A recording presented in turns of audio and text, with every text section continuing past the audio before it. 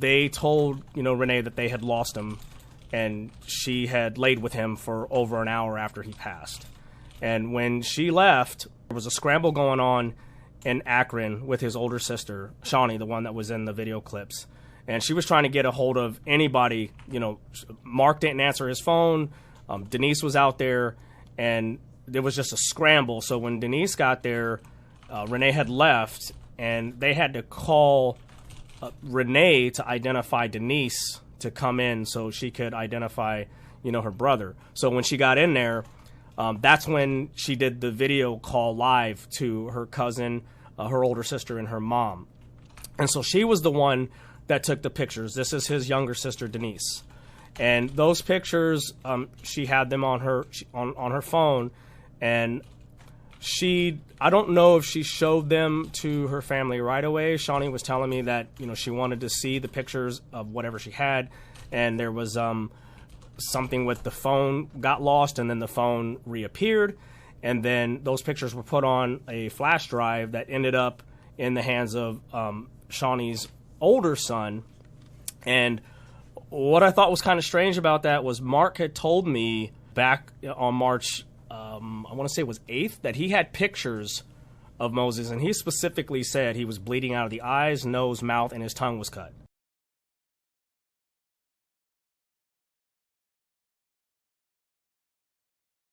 And so that's where those pictures came from. They came from his younger sister, Denise.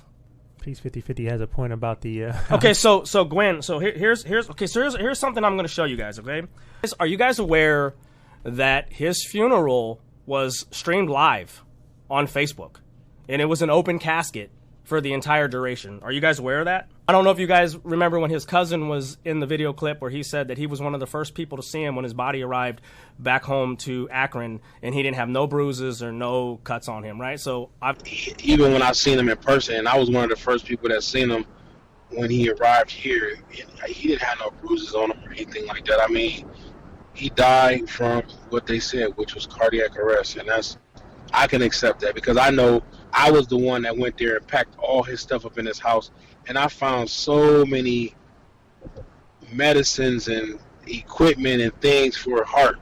When his body came back, he was beautiful. They had him fixed up really beautiful.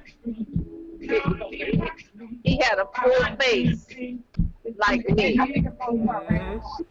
So he was so yellow. Yeah. He's beautiful. Yes. I didn't see any goddamn nothing because you know how they had a fix. Right. No. His head, nothing. He didn't have anything on his head. He was bald-headed. He was a beautiful man. Yes. He was a beautiful man. James took me to see him when they brought his body back here. Please. Like I told you, I have to keep my sanity. I am not going to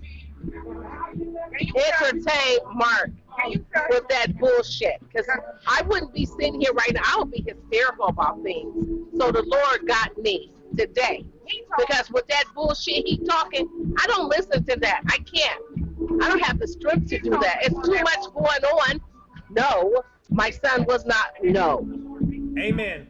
Obviously, he passed away at 12:01 on March 4th. Okay, so his funeral service was on March 20th. So it's 16 days later. Okay, so obviously, it was cardiac arrest, and he passed away. And so now there's no longer any blood circulating, no nutrients, no oxygen going anywhere. So if he had any kind of wounds, they're not going to heal. So when they did the service, a lot of his family was there. And, we all saw it. And nobody said anything about why is there makeup on him or why does it look like they're trying to cover up anything. Nobody said anything. He had no marks on him. His sister, again, clarified again yesterday and said that he didn't have a scratch on him.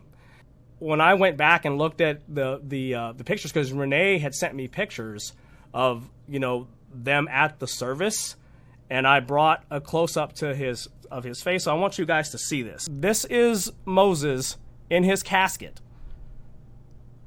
So he needs to explain how those wounds healed, This is 16 days later after those pictures were taken that he showed for shock value.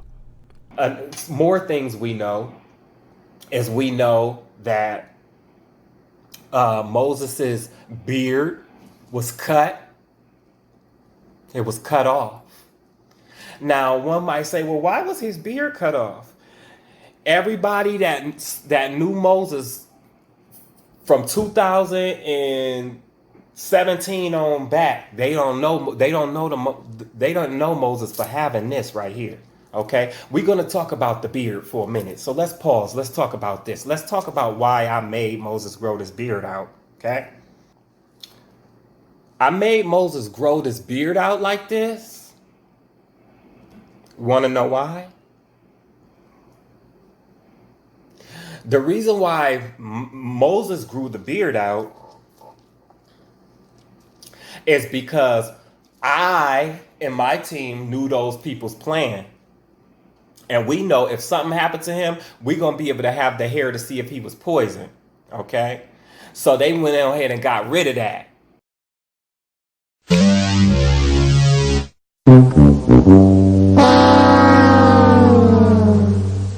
And it just looked like he was sleeping. There was nothing. And then Marky wanted me to bend over his body and cut his hair. I was like, Shawnee, he didn't have no hair on his head.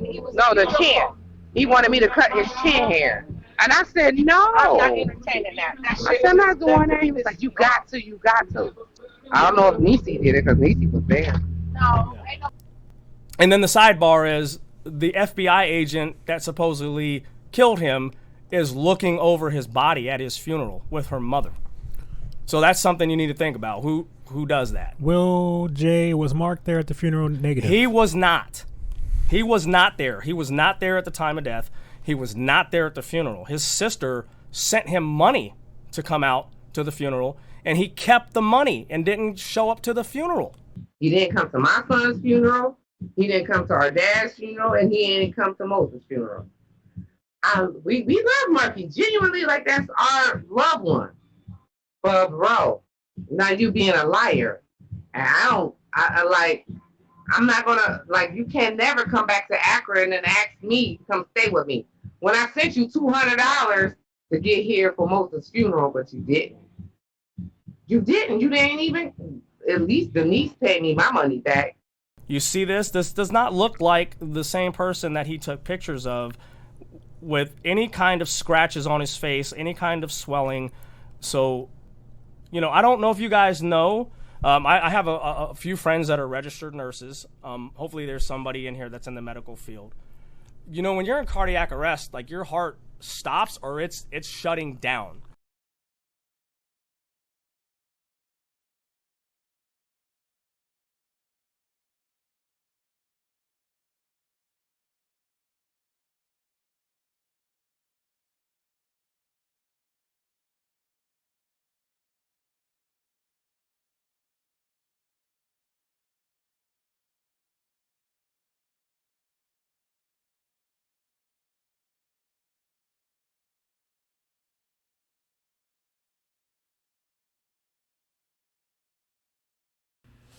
Once again, your claims were proven demonstrably false by direct evidence and were contradicted by your immediate family.